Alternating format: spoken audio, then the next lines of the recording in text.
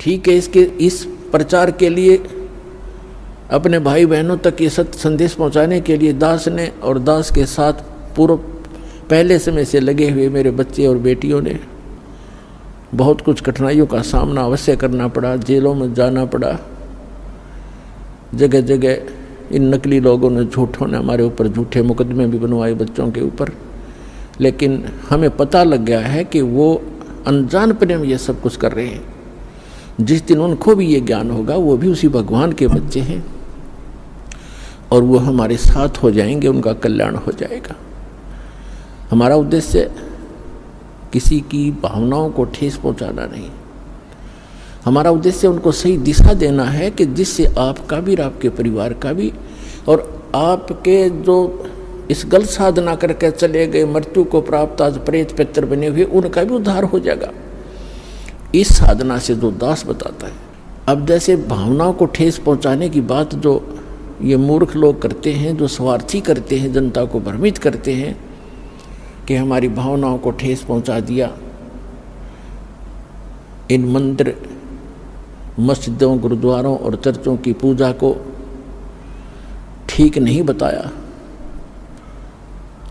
मंदिरों में जाने को गलत बताते हैं, भगवान की मूर्ति पूजना, मूर्ति की पूजा गलत बताते हैं, केदारनाथ, अमरनाथ, इन धामों और तीर्थों पर जाने को गलत बताते हैं।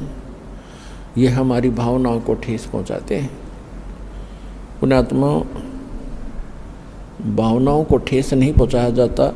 यदि किसी के पास यथार्थ ज्ञान है और उस ज्ञान के आधार से कोई ज्ञान बताता है, वो तो ऐसा है जैसे बच्चे होते हैं, छोटे छोटे बच्चे,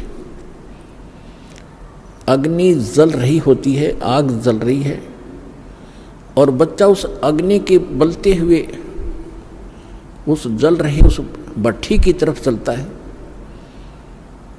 और उसको कोई देख लेता है, बुद्धिमान व्यक्ति, कि ये बच्चे अग्नि की भट्ठी की तरफ जा रहे हैं और ये जल जाएंगे।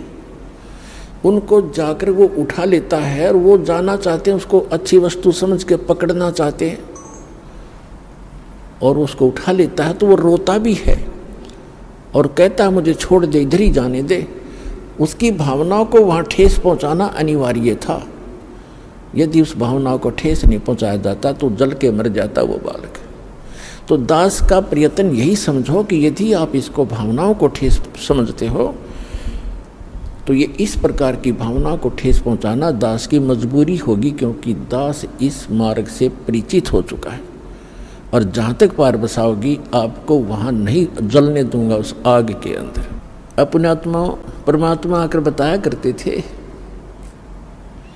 कि जिन धामों की आप पूजा करने जाते हो, इन धामों की कुछ कम से कम तुम स्थापना देखो कैसे हुई है, इन तीर्थों की ये स्थापना कैसे हुई, और फिर ध्यान से सोचो, विचार करो। आज बालक नहीं हो, आप शिक्षित हो, उनके इतिहास, उनकी जीवनी हमारे पास उपलब्ध हैं, उनको पुनः विचार करके ग्रहण करो, उनको त्याग दो।